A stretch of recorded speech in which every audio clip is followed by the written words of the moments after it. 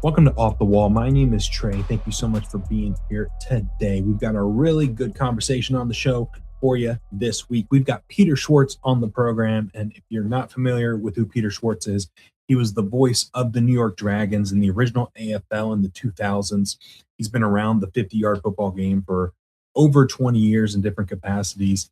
We dive into his introduction to the indoor game, his experience with the New York Dragons in the 2000s, the air quote New York Dragons of 2025 and the ENTFLA that didn't go as planned, to put it kindly. But we dive into anything and everything New York Dragons and his experience with the AFL and his experience with the Arena Bowl, as well as his future in the indoor football game, which we'll dive into in just a second. So really fun conversation with Peter there. But before we dive into that, it's time to plug the socials. That's right. If you don't already, please make sure you're following us on all of our socials at Off the Wall FB, F as in foot, B as in ball, Off the Wall FB, Instagram, TikTok, X/Twitter, and we're on Facebook as well. All those are linked below in the description. So go give us a follow on there and come join the conversation.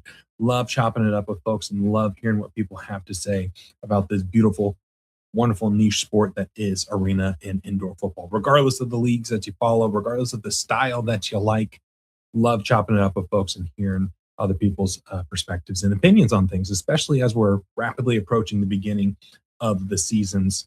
With less than 2 months, we'll be talking about games that are happening this upcoming weekend and games that happened last weekend. It's going to be here before we know it. So make sure you're keeping up on all the socials. If you're watching on YouTube, hello, thank you for being here.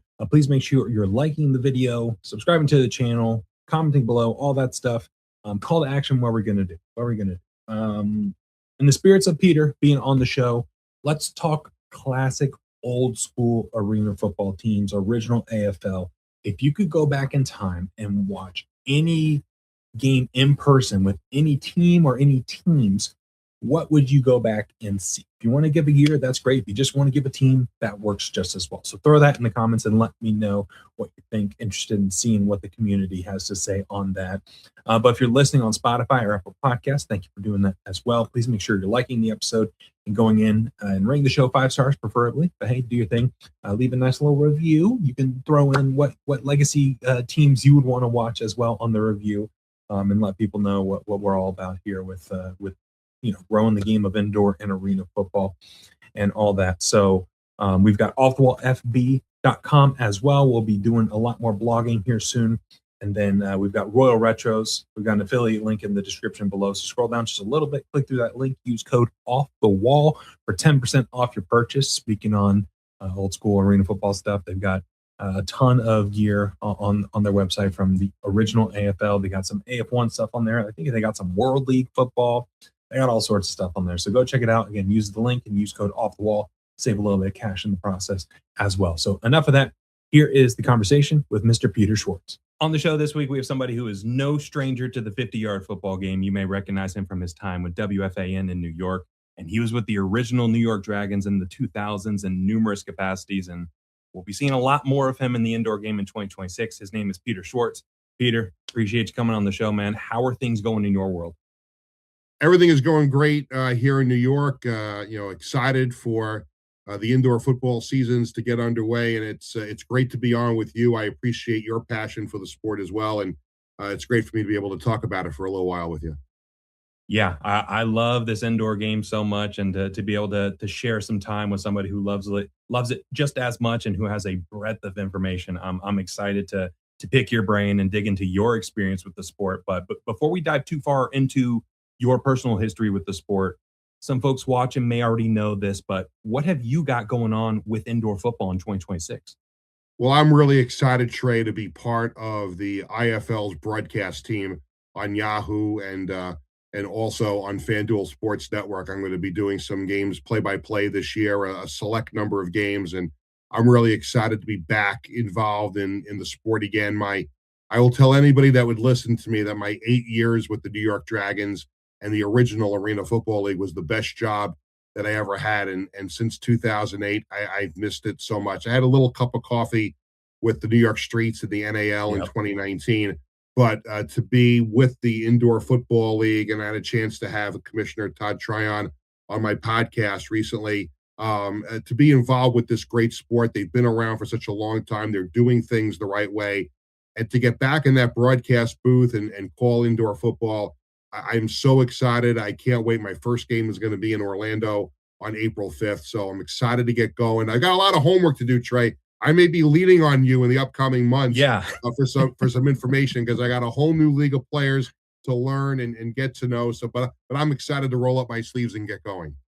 Yeah, I don't think any of the players from '08 are still around. So you have full rosters to learn, and I'm Yeah, glad to help out however I can. But absolutely.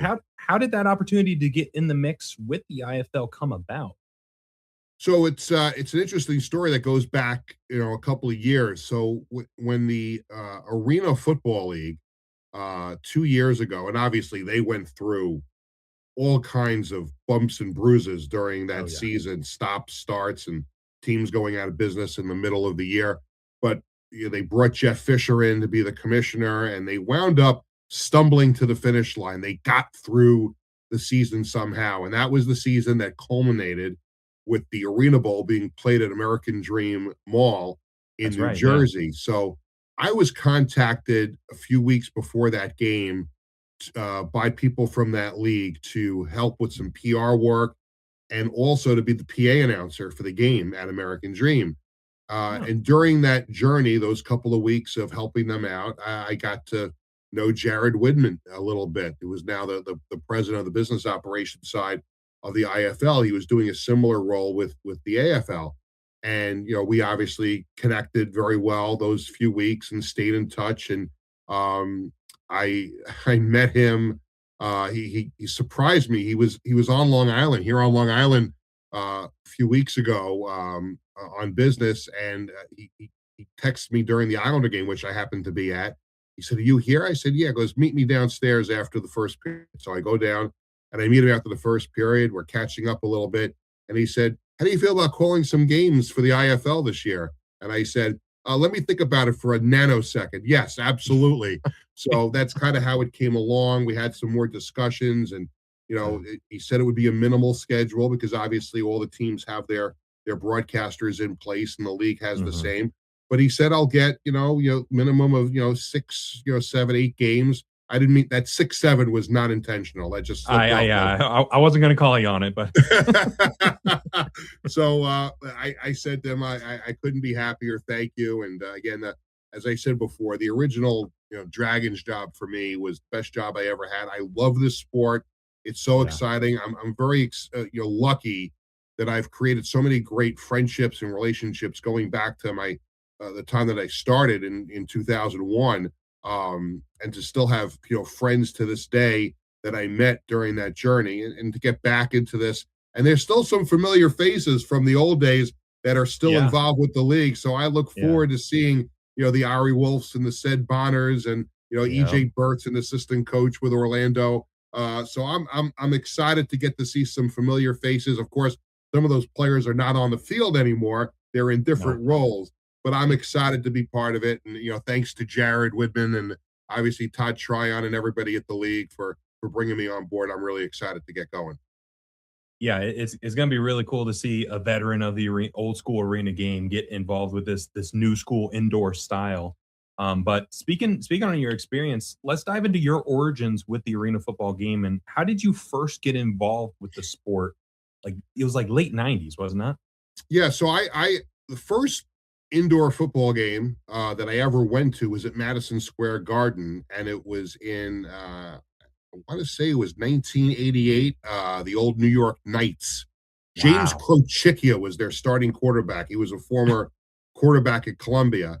And yeah, I was home from college and said to a friend of mine, "Hey, you want to go to the Garden? Let's check out this arena football thing." And we went, and I thought it was pretty cool. And if I remember correctly, Trey, and listen, I can't remember what I had for breakfast this morning, but if I remember correctly, Okay. I think the Knights played the Los Angeles Cobras at the Okay. time. Um, and it was fun. I enjoyed it. I'm like, I live on Long Island. The games are in the Garden. It's kind of tough all the time to schlep in, but I enjoyed it. I'm like, let Yeah. me keep my eyeballs on this. And then the New Jersey Red Dogs had a team, so I went Yeah. out to Jersey to see a couple of those games. And then I was at an Islanders game. I guess this was in like 2000, and somebody from the Islanders, knew that I liked arena football and said, "I got some news for you. We're buying an arena football team." And I said, "Really?" He goes, "Yeah, we're buying the Iowa Barnstormers, and we're Wow. going to move them here for next year." So that was 2000. I go to the press conference. They announced the sale of the Barnstormers to the Islanders. Of course, they become the New York Dragons, and the rest is history. March of 2001. Actually, I'm sorry. Let me go back a little bit. February of 2001, I get the job as the play-by-play announcer for the New York, New Jersey Hitmen of the original XFL. Mm, And it was during that time of doing play-by-play. That was my first professional, football play-by-play job.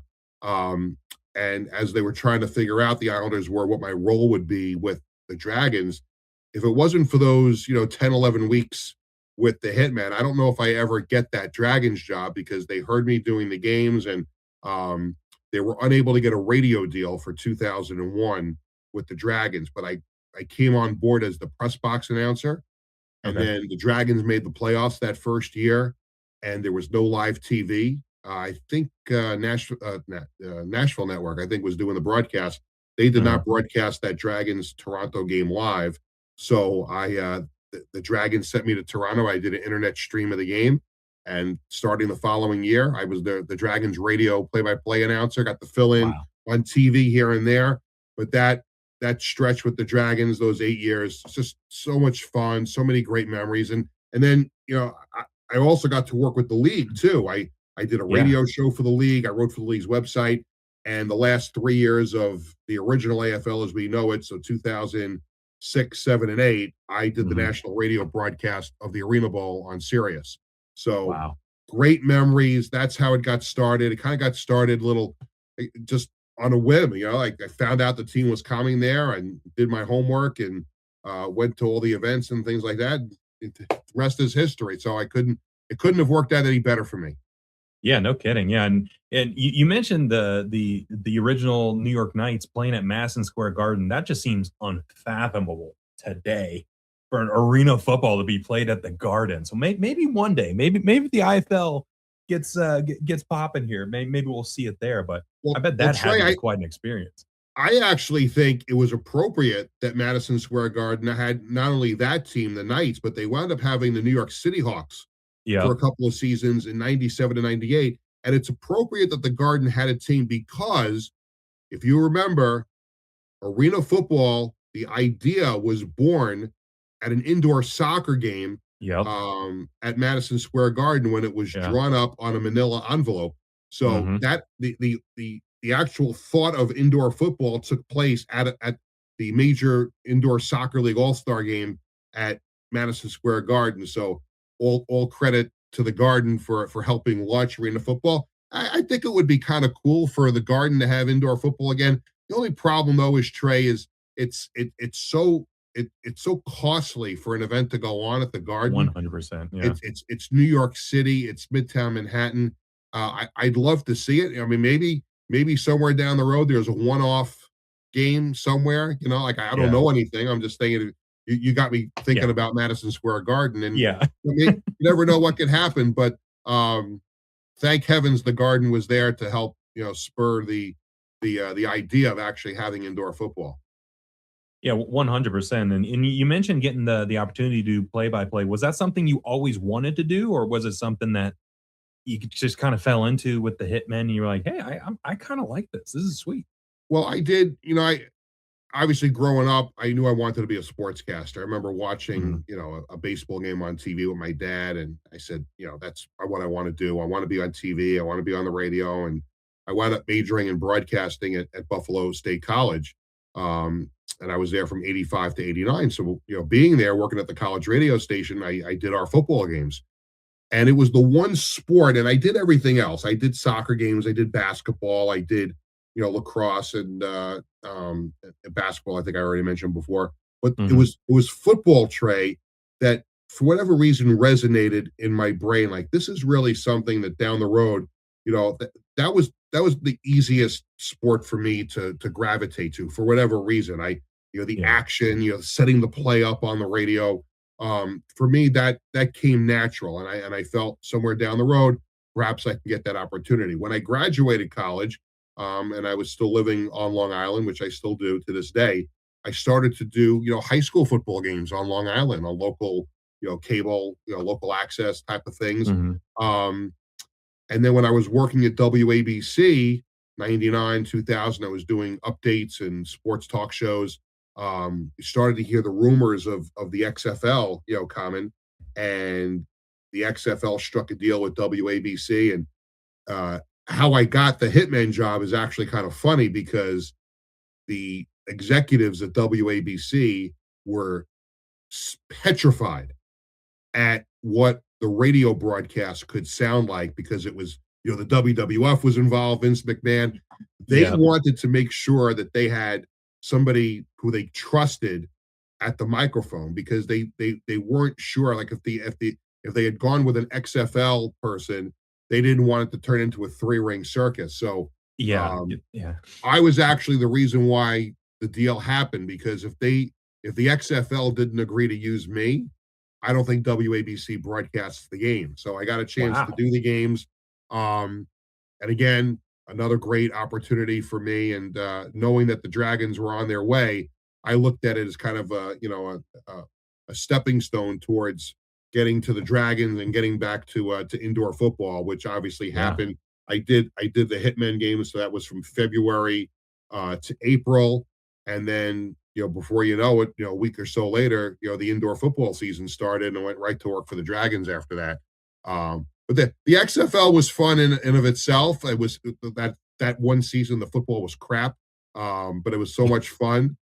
They rushed to get that product out, Yeah. but you could tell right off the bat with the AFL that indoor football was going to be a real important thing for me because I just fell in love with it, fell in love with the sport, the fans, the players, playing for the love of the game, and just the high octane offense and the hard hits and stuff. Yeah. To me, it was a natural, and all these years later, I'm still obviously a huge fan of the sport.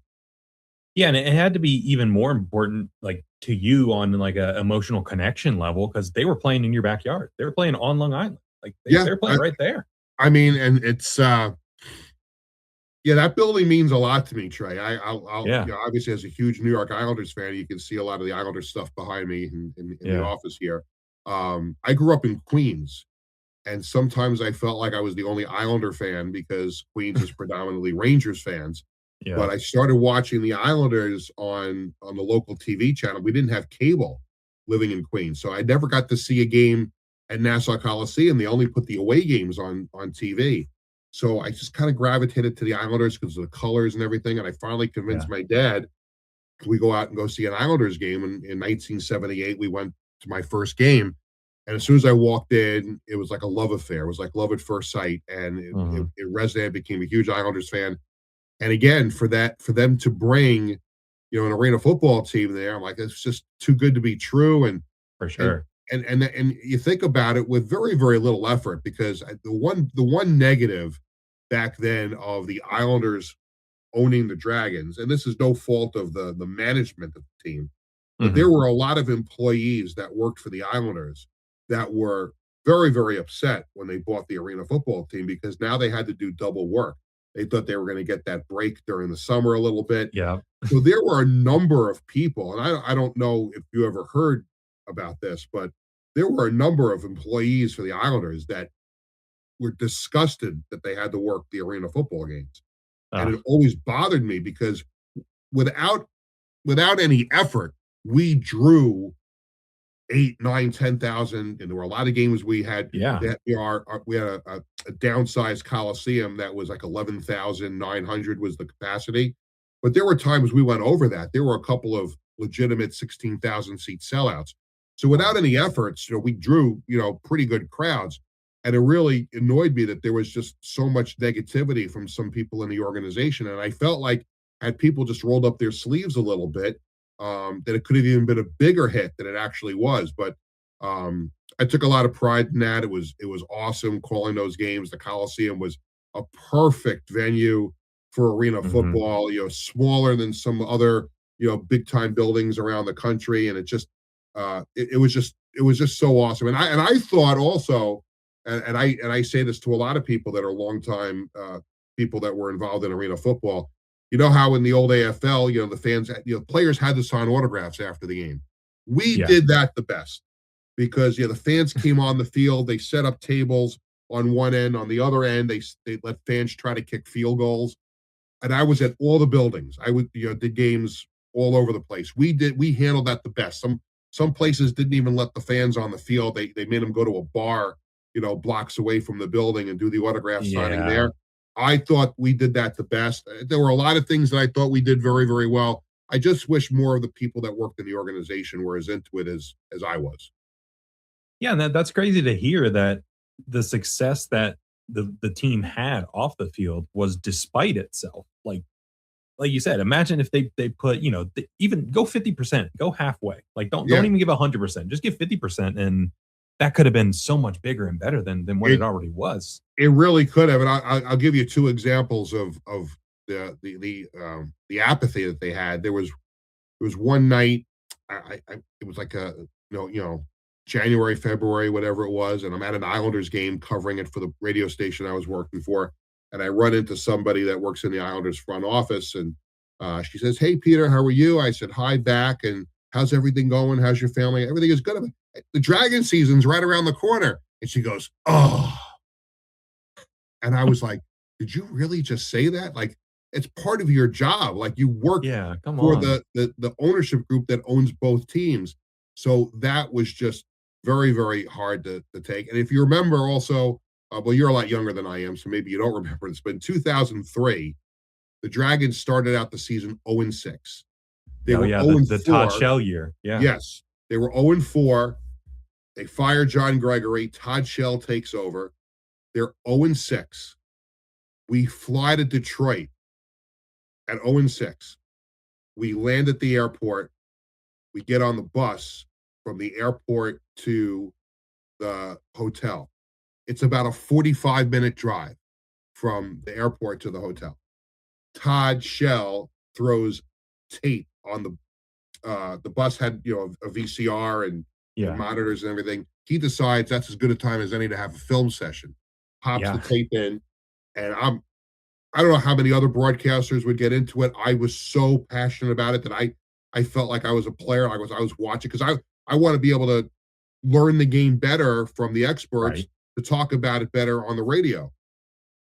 Players go through the film session on the bus. The bus pulls up in front of the hotel, and before everyone gets up to go off the bus, Todd Shell grabs the microphone, the bus driver's microphone, and said, "Yeah, we're 0-6, but this is step one for winning the division. We are going to win the AFL Eastern Division Championship." And we're all looking at each other like, the hell was he just 0-6? And this Yeah, guy what are you thinks we're saying? going to win the division? Yeah. So the Dragons are 5-8 with 3 games to go in the season. They run off, and the last 3 games of the season, Trey, are on the road. The Mhm. Islanders staff packed up all the Dragon stuff. They packed up the netting, Oh, the no. goalposts, the Oh, no. equipment, the dashboard padding, everything. The cheerleaders had to turn their uniforms in. Oh, Everything was packed. They were 5-8. Who could yeah. ever have imagined that they were going to win the last 3 games of the season on the road? And Yeah. at 8-8, they won the Eastern Division, and they go to the playoffs. And not only that, they get to host a playoff They get game. a home game, yeah. Could you? I just told you how upset some of these people are that they had to work the Oh, Dragons games. they had to be Oh so my mad. God, were they so pissed Oh, off? You couldn't believe how upset they were that they had to pull all that stuff out of storage. And we yeah. had a playoff game. That was the Chicago Rush playoff game when Ian Halfield kicked the game-winning field goal at the end of the game, and we go on to the next round. But that was a very memorable time. Yeah, no kidding. I could only imagine how mad those folks were. But what a time to be involved with the organization from a play-by-play perspective. Like, that had to be exciting to be Oh, able I to mean, be was on it the was call there were during that so many run. great games that I got a chance to call that one in particular because there was a game-winning field goal at the end that sent the Dragons to the next round of the playoffs. There were other playoff games for the Dragons I got to do, and obviously, the Arena Bowls for the league. But yeah, that for me, again, those 8 years, best job I ever had, hands down. So much excitement, the travel, meeting everybody around the league, getting a chance to visit some of those iconic arena football buildings, and to think now that I'm back involved with the sport again, and the IFL is just, I'm excited. I can't wait to get going. Yeah, those New York Dragon teams from that era, they were something else, and you can't talk about the Dragons without mentioning quarterback Aaron Garcia. Oh, on that subject, hang on one second. Oh, here we go. Here we go. There it is. There it is. We got the Garcia. A game-used Aaron Garcia jersey. Look at that. How about that? I told you I was going to pull out some stuff. I knew you would. I knew you had some tricks up your sleeve. But yeah, Aaron Garcia, what a monster he was at quarterback. It seemed like every game there was 100+ points scored combined. Like there were no real low scoring games with the Dragons. So many great players through the years. You talk about Mike Furry, Kevin Swain, Henry Taylor, and then like Todd Shell coming in and having that 0-3 turnaround. What were some of your personal favorite players from that era that you look back on outside of Garcia? Because that's the easy answer. Who are some of your favorites when you look back? There's so many. I'll touch on Aaron for just a second, because I've been working in sports, radio, media, journalism, whatever you want to call it, for over 36 years. Mm-hmm. And I've come across players who you would put in the toughest nails category. Mm-hmm. He's the toughest player I've ever covered, I've ever been around. Not even a question. He would take a beating in some of those games, and just, I don't know where he got it from, but this man, this was like Rocky getting knocked down a million times by Clubber Lang or Apollo Creed, and he always just got up. There was a game in Georgia, Trey, that it was a struggle all night. The Dragons just couldn't, their offense just couldn't get going. They were just, everything was so slow in Georgia. They destroyed Aaron, and to the point where he got knocked out of the game. And I'm trying to remember who the backup quarterback, it might have been Brett Petrus, that came in to replace him. And all of a sudden, Aaron Garcia comes back in the game in the second half and leads the Dragons to a win. And to this day, I don't know how the Dragons won that game, because they were getting crushed, physically dominated, especially Aaron, who just, he like limped to the locker room. I'm like, I remember saying on the air, I don't think we're going to see Aaron Garcia the rest of this game. And he comes back in the fourth quarter and leads the Dragons back to win a game. But obviously, and I still stay in touch with him to this day. And he's having success as a high school athletic director in California. And obviously wish him all the best. Mike Furry is a dear friend of mine too. My wife and I were at his wedding in Columbus, Ohio, right after he left the Dragons to go to the NFL and sign with the Rams. He's a dear friend of mine. And here's another surprise. Hold on one second. Oh, here we go. Here we go. Do you know who this is? Is that Nagy? There it is. Yeah. There it is. There it is. He was a Dragon for a very, very short amount of time. Yeah. And then obviously went on to, Georgia and Columbus, went to the Arena Bowl with those teams. So when Matt got hurt, so Matt was one of our starting quarterbacks in 2002 when Aaron Garcia had left to go to San Francisco, went to minicamp with them, and he ultimately came back later that season. But Matt Nagy was one of our starting quarterbacks early in that 2002 season. Danny Cannell came to the Dragons that year. It was a whole potpourri of quarterbacks that year until Aaron came back. But Matt and I grew very close. In fact, the following year, he got hurt, and he actually filled in on color with me a couple of times on the radio. When so he did a couple of games with me. I have the tape somewhere here in the house, and we stayed in touch close. I was so excited for him when he got that coaching internship opportunity with Andy Reid in Philadelphia, and of course, became part of that Andy Reid coaching tree. And so he's obviously someone I stay in touch with, and I really hope now he gets another crack at being a head coach in the NFL. It looks like he won't be back with Kansas City, because they're going to hire Eric Bieniemy as their new offensive coordinator. But Matt Nagy was a dear friend of mine. Kevin Swain was another one. Matt Steeple was one of our linemen, and I stay in touch with him very closely on Facebook. Will Holder, Oh One of yeah. my favorite people to be around. Well, it was actually funny when in 2019 when I did the streets games in the NAL, they said to me, "Who would you like to do color with you?" These games were on MSG Network here in New York. Uh-huh. I said, give me a few minutes to call somebody because there's someone who I really think would do a great job, and I stay in touch with them." And they took my advice and they hired Will Holder to do the games with me, and Oh, that's that was a awesome. lot of fun. There's so many of them. There's actually a bunch of players that played for other teams that I've stayed in touch with. I've texted here and there with Sed Bonner, who I mentioned before. Yeah. Um, Tony Graziani was someone who I stayed in touch with also. I'll go back to the Dragons too. Chris Bowden was one of our backup quarterbacks for a while, and we stayed in touch. His father, may he rest in peace, his father was one of my biggest fans. Every time they would come from California to one of our home games, the dad was like, "I so much enjoy you calling the games." I'm like, That's awesome. I'm thinking to myself, the only time I call your son's name is when he comes out to hold for a field goal or an extra Yeah. point. He goes, "But the way you do it is, and I'm like, he would, so, and now Chris Bowden is the offensive Yeah. coordinator for Villanova.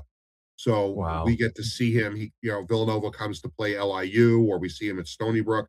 So I could go on and on. I don't know how many hours we have to do this, but there's so many players that all those teams were always so special to me, and it's great staying in touch with all of them. Ian Halfield is another one too. I mentioned the Hmm. game-winning field goal before.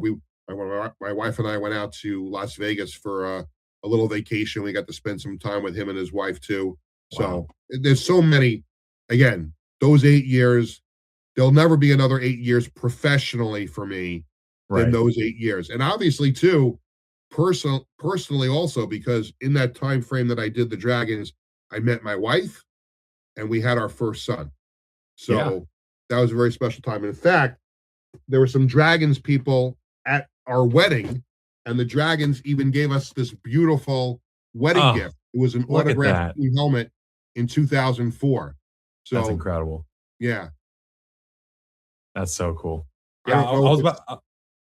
Yeah, I I can don't know see if it's some of them. Yeah. safe for a player to wear this in the game now. I think it's beyond the Probably not. Yeah, that doesn't pass safety protocol anymore. it's got Yeah, everybody on there. Aaron's on here. That's Corey that's great. Johnson. I'm looking at now. Cosmo DiMatteo is on here. Um, Tremendous. This was obviously we got a lot of great wedding gifts. This will always Yeah, rank up as one of them. I could imagine. Do you have any other like dragons trinkets or souvenirs, but like within arm's reach of you here? With an arm's reach, yeah, there's a couple. I pulled out a few. I know you're going to have one of those antique roadshow episodes coming Oh up at yeah. some point. Oh yeah. Then I'll bring out some others. Uh, Yeah. this is an interesting one up here, and unfortunately, the bladder is gone, so I can't Yeah. pump it up. But this is a first year Dragons autographed team ball. Oh, It's that's got the awesome. old arena football logo on it. Yeah. So let's see. Let's see who's on this one too. They had terrible autographs. I'll tell you that. Um, Danny Great football Ragsdale. players. Danny Bad Ragsdale was penmanship. the Yeah. backup quarterback the first year. Okay. Is on there. Garcia's on there as well. I'm trying to make out some of the other ones that are on there, but it's a pretty cool Swain's ball. probably on there. Yeah. Swain is on there. Yep, number 3. I don't remember who 99 is. I see a 99 and an 89, but I don't remember the players who wore those numbers because I can't read their. At least the numbers are legible. Yeah. Jeff Turner, number 1, is right there. Okay. Jeff Turner. Shout out Jeff Yeah, Turner. there you go. I love the old. How do you feel, Trey? I did not like it when they changed that logo. I always liked, Mhm. and I know you had it kind of your logo kind of It's a nice little tip of the memorializes cap. that. Yeah. Yeah, I like the old logo, but I also, I started going to games in the late 90s, and when I truly look back and remember the games, it's the Shield logo. So Yeah, I always associate that with the league. But yeah, looking back on some of the old games, like on YouTube, I see that logo, that original logo pop up. I'm like, man, that thing is so cool. Like, even by here, modern standards, the design's pretty nice. absolutely. Here's a game ball from the from Arena Bowl 21 in Okay, New very Orleans. nice. Again, the bladder is broken. I can't pump it up. So if you know anybody that can fix a bladder on a football, let me know because I got a bunch of footballs that need to be fixed. Yeah. Yeah, we'll see what we can do. See if anybody in the comments has a fix for that. But speaking on the Arena Bowl, you mentioned doing a handful of Arena Bowl broadcasts on, it was the national radio play by play. Is that correct? National radio broadcast. So I did the 2008 game, which was the last one. That was when Philadelphia won in New Mm-hmm. Orleans for Bon Jovi. I did the Colorado Georgia game when Okay. Clay Rush kicked the field goal at the end of the game. That was in Las Vegas. Then another one with the Chicago Rush won the championship, and I did a San Jose championship. So that was a lot of fun. A lot of fun. Yeah, I mean, I think about it now, like listening to the NFL playoff games on Westwood One, and Yeah. all these guys that have gotten the call, championship games, and I know it's not the same. People are going to say, well, how can you compare arena football to the NFL? But for me, having a chance to do a national radio broadcast of a championship game, Yeah. I'll always cherish those memories because it was cool. And we were there for the whole week because we did shows on Radio Row when Yeah. the AFL went to the neutral site championship. Part of that was also duplicating, on a much smaller scale, obviously. Right. Yeah. But getting a chance to do shows on Sirius from the Arena Bowl Radio Row was cool, and being around both of the teams. And it was just like the NFL at the Super Bowl. I mean, you had players from all the teams, were there, and it was, again, tremendous memories that I'll never forget. Yeah, it had an elevated feel during that era of games that you called, and some of those games were really, really good when you go back and watch them. Like, even to this day, the Chicago Orlando one breaks my heart. I'm a Predators guy. But the San Jose Philadelphia one, that was a really good game. And yeah, it seemed like every game provided back then. And the fact that you got to be on the call and got to experience that whole Radio Row for that week, that had to be awesome. Well, yeah, that the 2008 game, as much as it's memorable for me, it's also kind of sad because that was the final year of the Arena Football League when it shut down. David Baker had resigned as commissioner, but a few weeks before that championship game, the Dragons were in the playoffs. They beat Dallas in the first round of the playoffs, moved on, and played Philadelphia. And are you a wrestling fan at all? Yeah, yeah. So you remember when Bret Hart talks about the Montreal screw job? Yeah. As a Dragons person, I talk about the Philadelphia screw job in the 2008 playoffs. So the Dragons get a lead late, and then the Soul get a touchdown, and the pass from to Brackens. There's to this day, there's no way anybody can tell me that his knee was not down before that ball crossed the goal line. And I know people who are watching in Philadelphia, that Peter Schwartz, he's crying about the Dragon game again. But that was total BS that they kept. They counted that touchdown because they didn't want 13,000 crazy Soul fans going nuts in Philadelphia. But that could have been the Dragons playing in the Arena Bowl, because had they won that game, I think they would have gone to Cleveland the following week and won that game as well. So it was kind of tough calling Philadelphia winning the Arena Bowl. And I remember looking across the glass because our booth was to the left of the Philadelphia Soul booth, and there's Ari Wolf. Dear friends with him to this day. But I'll never forget the eating grin on his face when I looked over and he was like, I'm like, baloney. Get out of here. Yeah. Yeah. And man, obviously I live to talk about it. So, but still, to this day, always talk about that game. Yeah. Well, you mentioned that was the last year, the old AFL and the Dragons. They didn't end up coming back in 2010. And fast forward some years later, you mentioned having a cup of coffee with the New York Streets, and the New York Streets itself had a cup of coffee. But then recently, a league known as the ENTFLA pops up, and included in that was your beloved New York Dragons. And to put it kindly, it didn't go well. But you have a very unique perspective on how everything went down, because you were actually involved with the rebirth of the Dragons as GM. So yeah, let's start at the beginning. How did you first hear about this league and the Dragons brand coming back? So it's an interesting story that took me on a 6-month journey that, quite frankly, was the most frustrating. As much as that first 8 years with the Dragons was the best job I ever had, the Yeah. 5-6 months that I spent working in this stuff was not. I don't know what else to call it. I don't want to call it a That's league fair. because That's it that's never really was a league. So yeah. I like to think when something is going on with sports here on Long Island that I have a pretty good handle on it. I have a lot of people that will tell me, "Hey, this is happening. This is happening." And Right. all those years without arena football at the Coliseum, one of the big reasons why they never had a team again was because the workers' compensation laws in New York are Mm, pretty tough. And it's pretty hard, unless you're a major league team. If you're a niche team to bring a team to New York, it's pretty tough, yeah. financial wise to do that. And I also knew that it wasn't cheap to, to rent the Nassau Coliseum out. But Right. sometime middle of December, somebody who I knew from our old Arena Football League days reached out to me and said, "Hey, are you aware of this new team that's coming to the Coliseum?" And I'm like, "No." He's like, "Well, let me put you in touch with this guy because there's a team coming to the Coliseum." Yeah. So, long story short, this advisor for the league reaches out to me and they want me to be their consultant to get them ready for this January 15th press conference at Nassau Coliseum. And I agree to the fee, and I'm doing work PR. I'm inviting people to come to this press conference. They Yeah. wanted 20 or 30 people to come to the press conference, and I'm like, "That's it?" Like, "Yeah, if you can get 20 or 30, just so the room looks good." I'm like, "All right." 91 people, Trey. I Yeah. had We got to wait, bump that up. We got to bump meet, that up. meet media, politicians, local businesses, former Wow. Dragon players that still live on Long Island were all there. And 5 minutes after the press conference was over, they offered me the job as general manager. And I Wow.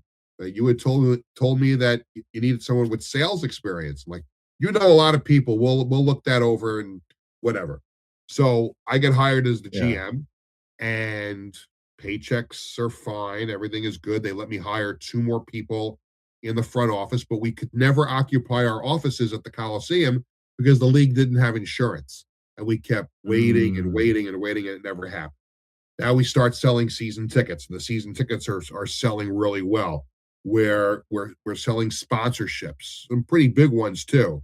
yeah. Everything is Nostalgia is a hell of a thing, right? yeah, yeah. So, but we had not even announced that the team was going to be the Dragons yet. Like when we introduced that press conference, it was a Long Island Arena football team, and we had to Okay. name the team contest, um, and we had a whole bunch of different names that came in. So it wasn't until like the very last minute when we needed to make the announcement because we had to make sure that legally we could call them the New York Dragons. And Right. apparently whatever trademark on it had expired. So we made the decision. We came up with a logo that kind of looked like the old logo, but a little more modernized. And Yeah. we had over 300 people at an event to name the team where we introduced the logo. Again, we had former players.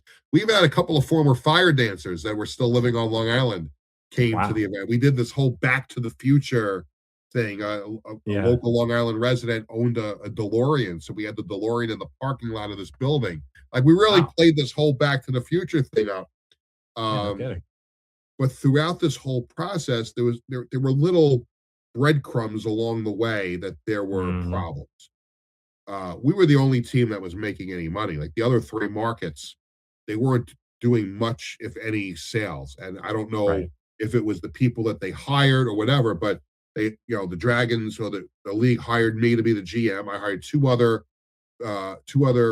adults who had experience in sports before. And we worked together very, very well. We went to networking events. We went to Chamber of Commerce meetings. The Dragons name was getting out there. Yeah. However, we would get invited to these events, and I wanted to get a tent. I wanted to get a backdrop. We wanted to get those little like pens and keychains like you can give away at Yeah. these Basic community events. promotion. Yeah. They wouldn't let us buy any of it.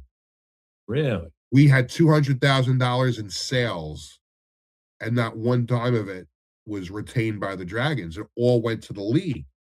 And when I said, "Okay, I Hmm. want to buy some stuff," they said, "No, you can't do that. Trade for it." I'm like, "What am I trading for it?" They said, "Trade tickets and sponsorships."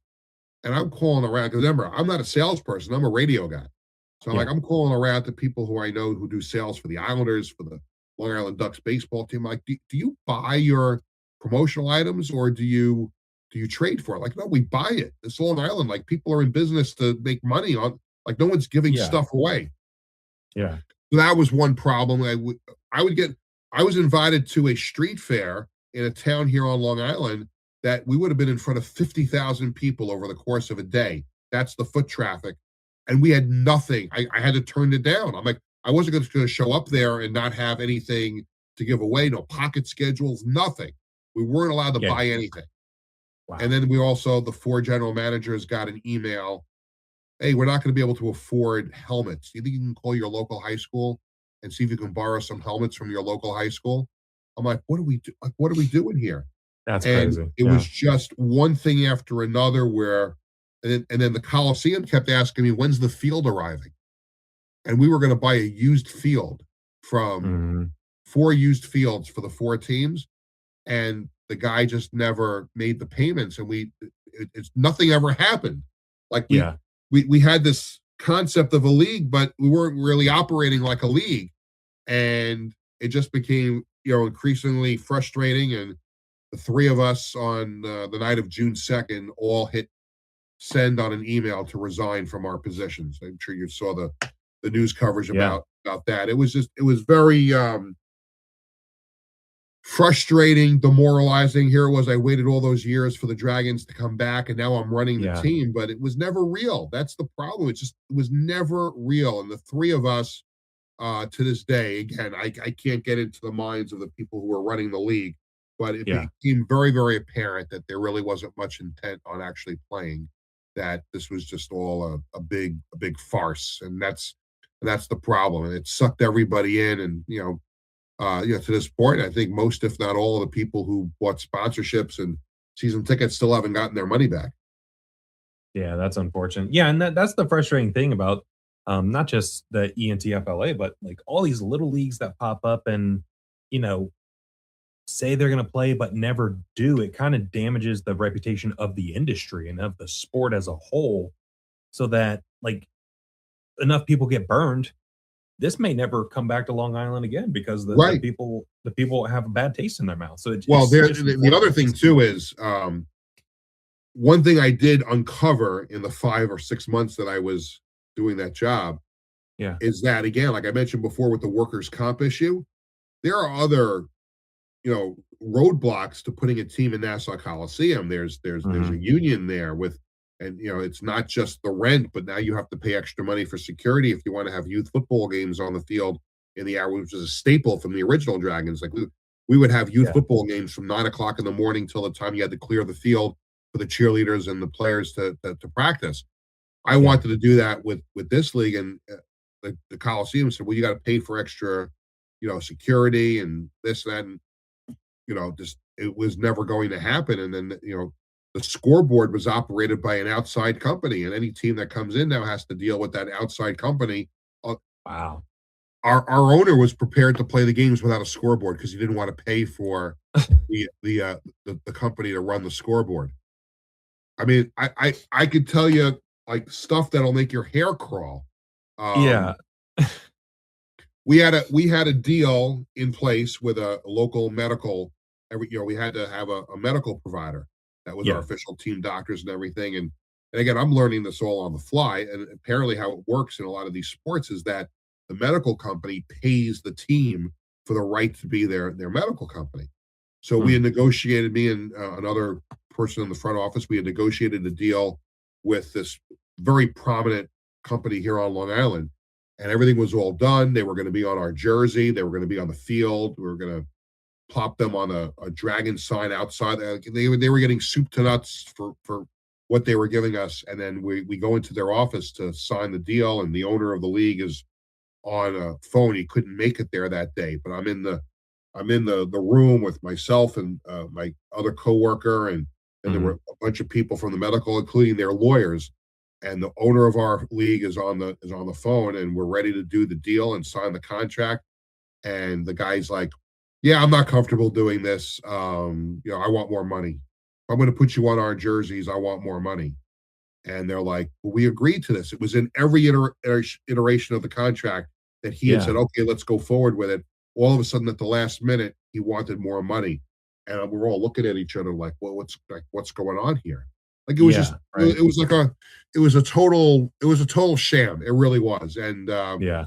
it's a shame because a lot of people were excited about this coming back, at least here on Long Island. I can't speak for the other three markets because we Right. didn't have much involvement with them. But here on Long Island, we had we had people who were season ticket holders for the Dragons from '01 to '08 wanted their same exact seats.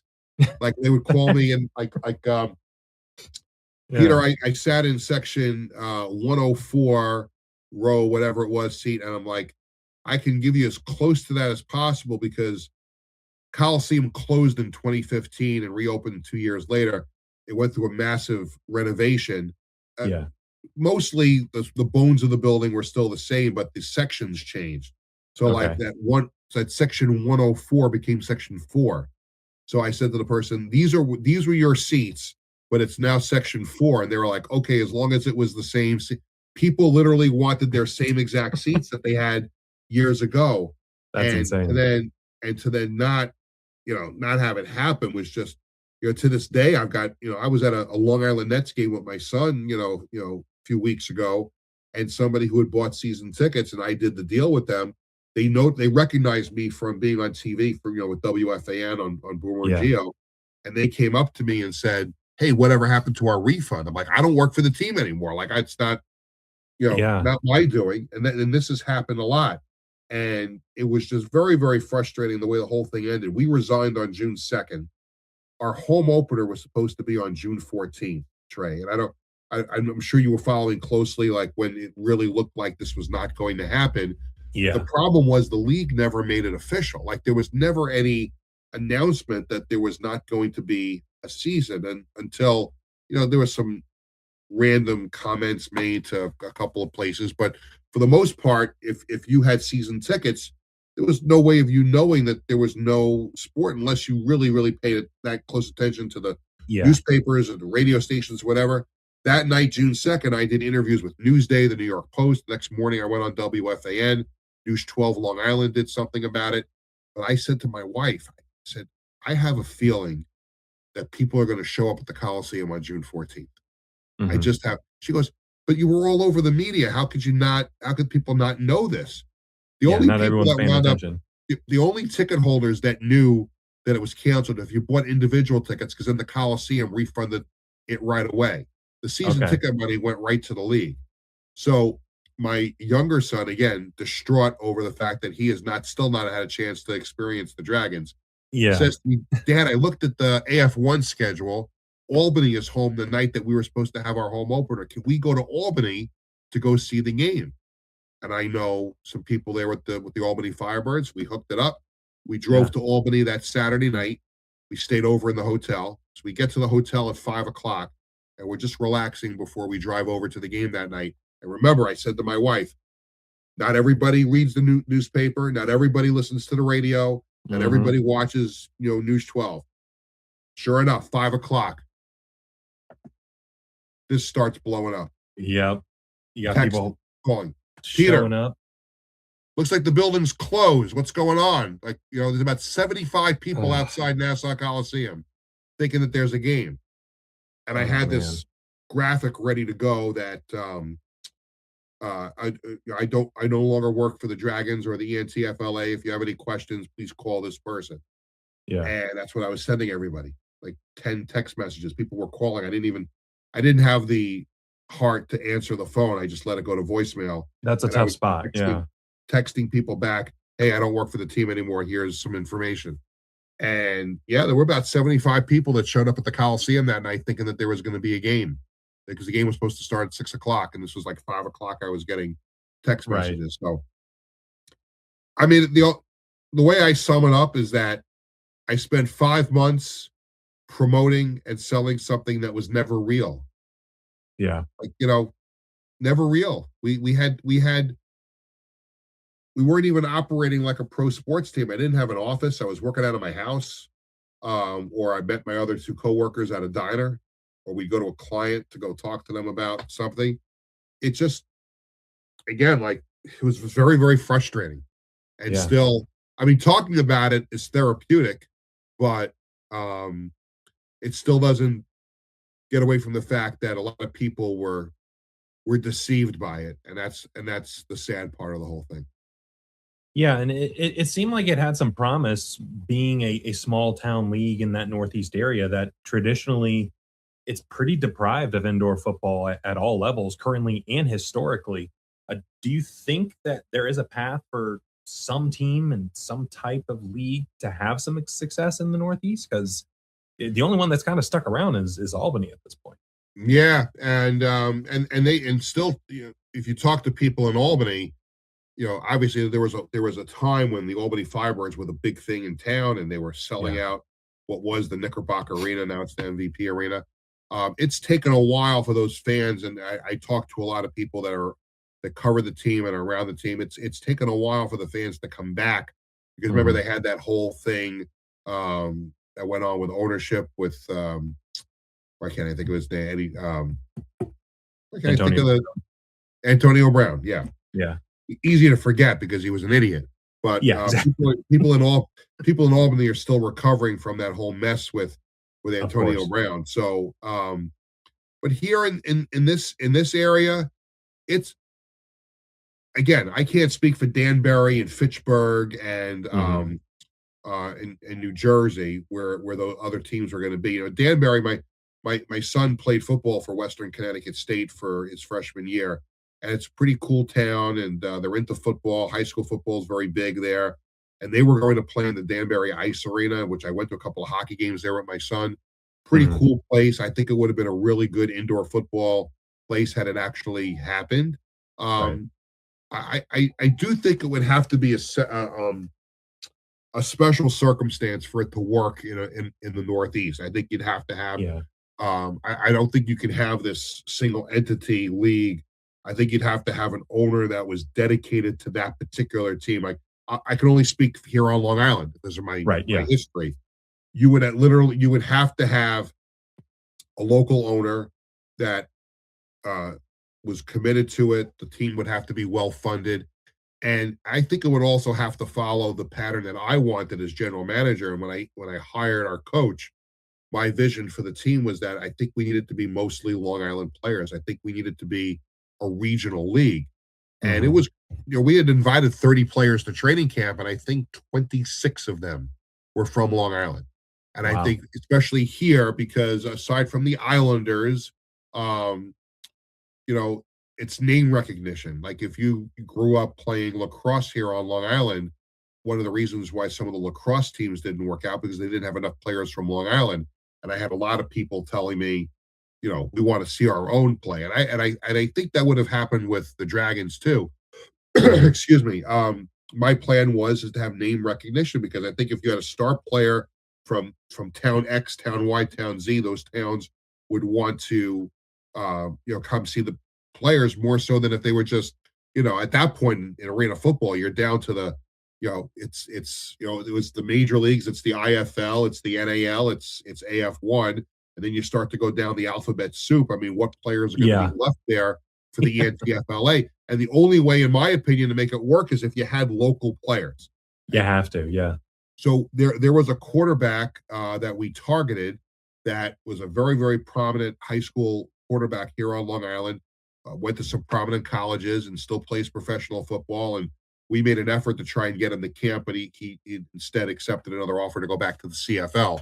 And that's why I think we would have been successful is we had that name recognition for the local towns, and I'm sure that would have been the case in the other markets as well. Because when you get down to that level of football, I think it has to be Joey Smith and his family, his whole family is here tonight, and Yeah. the whole town Yeah. is. Remember that guy was all Long Island County, and now he's playing for the Dragons. So let's have that Yeah. whole town, come out and see the game. So that's how I think it has to work. So I think you have to have Yeah. strong local ownership.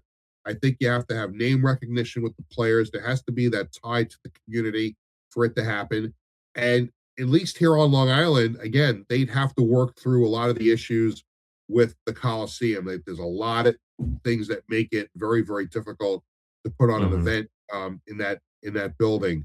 They could go to one of these local rinks, like the Islanders have a practice rink that has 2,000 seats in it. Could you play in there? Probably. There's a couple other buildings like that. But if you wanted to bring the sport back here on Long Island, to me, it makes sense to go to Coliseum. It's got the history and people were excited about it. But again, Right. financially, you'd have to figure out a way to make it work. The only other possibility would be is if the Islanders owned the team again and they put them at Mm, UBS Arena. And since they already own the building, then the costs might be less prohibitive to do it there. But again, it would have to be a really, really special, unique situation to have a team, at least in this area and some of those other Northeast areas. I know Buffalo, obviously, they had the Destroyers before they moved to Columbus. And I know that there's been mhm. some chatter in Buffalo about bringing in an indoor football team Yeah. back up there. So I'm sure it could work, but it would have to work under the right circumstances. Yeah, and I think it's funny you mentioned the Islanders because I'm coming full circle here to the IFL. You look at some of the expansion teams over the past few years in the IFL, they've been successful because they're in partnership with some ECHL teams and some AHL teams. Yeah. The Tulsa Oilers, the Vegas Nighthawks, they're partnered with the Vegas Golden Knights. So Mhm. that model works. So Yeah. that could be to circle on and see in the future. Right, but it only works if you've got employees who are behind Who it. are Because if bought you in. That's circle right. back to what I told That's you before, right. but it's a different island. I mean, it's a different organization now. Like I think I Yeah. look at people that work for the Islanders now, and if they went forward with that, I would imagine that they would put everything they had into it. Right. It would have to work out. I mean, it's the financials of it, especially here in New York. It's the workers' comp issue. It's expensive to rent a building. There's a lot of things that again, it comes out to also you have all these teams in New York, all the major teams, and it's hard for people to spread their entertainment dollars around. It would Right. literally the stars would have to align so much for it to work. I hope it does. I'm excited to be with the IFL this year and get to travel and see some of these other cities and that are getting so well supported by their fan bases. It would obviously be great for me personally if they ever brought a team back here. Um, we'll see if it happens. It's got to Yeah. be the right situation. It's got to be good ownership. It's got to be local community based type stuff, and we'll see if it happens down the road. But in the meantime, I'm excited to get on a plane and go to Orlando or Iowa or Vegas or Oh, wherever yeah. they want to send me. I'm excited to go see arena football this year. Yeah, it's gonna be really fun to see you in the mix, and our paths might cross this upcoming season, so I'll definitely stay in contact with you, and if we happen to be in the same building at the same time, we'll meet up and then talk shop. Absolutely. But outside the IFL play-by-play in 2026, what else have you got going on in 2026? What can we plug here for So I do a podcast twice a week called you? Okay. Sports Bash. That you saw the interview with Todd Tryon on yesterday. Yeah. So I do that 2 days a week. It's on YouTube and Facebook. So that's something that takes up a lot of my time, and I'm very excited about it. We're trying to grow it into a full time type of thing. I'm Yeah. also working for a professional soccer team here on Long Island called American Soccer Club New York. Wow. They Okay. they actually offered me a job last year. I turned it down to take the ENTFLA job. Whoops. Whoops. Oops. But thankfully, they decided to bring me on board again. This year I've Yeah. been their communications coordinator, so I'm doing some PR for them, some writing for their website, and some sales. And when the season starts in May, I'll be their PA announcer. So Oh, nice. involved with that. I'm still at WFAN, although a few weeks ago WFAN decided to join in the trend of not having sports updates on the station anymore. Mm, But I'm still there. I'm a fill-in on the Boomer and Geo show in the morning. I was on a couple of days nice. this week doing the updates on Boomer and Geo, and I also cover the Islanders for WFAN's website. So and I occasionally host a show on FAN. And there's a bunch of other things I do here on the island. I do some play-by-play and public address for local colleges and high schools. So I manage to stay busy, but I am keeping the Yeah, schedule sounds like it. open on the weekends for IFL football. Yeah, I could only imagine what your calendar is looking like. Lots of circles and highlighted this and that, this, that. Yeah, there's no shortage of things and stuff you've got going on. I literally have to look at the calendar when I wake up in the morning to see what I'm doing that day. Yeah, there's so much. You're like, all right, today is a hockey day. All right, Well, let's no, do like, it. and Let's get and up and this do it. morning I got up. Oh, I got to talk to Trey tonight. There you go. Yeah, yeah, for sure. Well, we'll link those in your socials in the bio below. So if you're watching this, just scroll down just a little bit and go give Peter a follow and let him know you heard him on Off the Wall. Peter, thank you again for joining the show today. Really fun talk with you, and we'll stay in contact. Okay.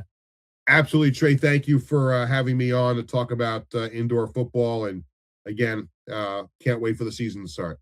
Big thanks again to Peter for joining the show and talking about his journey through the 50-yard game, his introduction to it, all the things he's done, and really cool to hear that he'll be involved with the IFL in 2026. So looking forward to hearing some of his broadcasts of the games, and yeah, it's gonna be really cool to see all these names from years past involved with the arena game coming back and being involved with the IFL this upcoming season. So it's gonna be really cool to see. Make sure you follow Schwartz on Sports on all the socials and what he's got going on as well. So we'll link that in the description below. So go give him a follow. Make sure you tell him that you heard him on Off the Wall. So full transparency, I'm recording this a few days early because I got to do some traveling this week. That's going to take me away from the studio setup we got here. And so don't really have a ton to dive into. Anything that happens during the week, we'll be plugging it on our socials and talking about it on all the socials. So make sure you're engaged there. But couple things that we can touch on is the Monroe TAL team will be announcing their team name probably a couple hours after this drops on Thursday, now that I think about it. So that should be live on the socials, and if not on Thursday, definitely on Friday when they're making they're making multiple announcements. So I'm interested to see how it goes, but looks like they got a couple folks from the TV show Duck Dynasty. I think their company is called Duck Commander that is going to be involved with the unveiling of the team name. So maybe we see them do like a Monroe Mallards type of thing, something duck related. Are they involved with the ownership group? I don't know. We'll find out on Thursday, a couple hours after this hits YouTube and Spotify and Apple Podcasts as well. So we'll see if my prediction of Monroe Mallards, which somebody from socials, I think it was on YouTube, might have been a YouTube comment that suggested it. I think it's a really good idea, but all things considered. So yeah, we'll see if that comes to fruition. And then a little birdie told me that the IFL will have an announcement on some rumored neutral site games that have been talked about. There will be some clarity coming out when this drops as well on Thursday. So stay tuned to the socials again, and we'll talk about all that stuff, and we'll stay up to date. So if you're not following us on the socials, please make sure you're doing so at Off the Wall FB, F as in foot, B as in ball, Off the Wall FB, Instagram, X/Twitter, TikTok, and Facebook as well. So make sure you're following us on all of those and staying engaged with the conversation. YouTube, please make sure you're liking and subscribing, commenting again. If you can go back to watch any original AFL, we're talking 87 through 2009, any team from back then, who would you want to go see? Would you want to see a specific matchup? Would you want to see a specific team? Let me know in the comments. Let me know what your thoughts are. Spotify, Apple Podcasts, please make sure you're going through, liking the show, and then rating it 5 stars preferably. But hey, do your thing. I trust your judgment. And yeah, that's the show. That's it. So really appreciate all the love and support that we've got on this thing. And 2026 is going to be such a fun year for Off the Wall, such a fun year for arena and indoor football. And I'm looking forward to seeing how it continues to go and grow from here. And it would not be possible without the people watching this, without the people listening to this, without all the people engaging on social. So again, come join the conversation. Let's have some fun. There's only 24 hours in a day. The fact that you chose to spend about an hour 10 here listening to this show and listen to me and Peter go back and forth about old New York Dragons players, it means a lot, and it's really cool to look at, to think about in hindsight. So yeah, thanks again for all the support so far. Let's continue to build it. Let's continue to go and grow from here. Have a great rest of your week. We'll see you next time.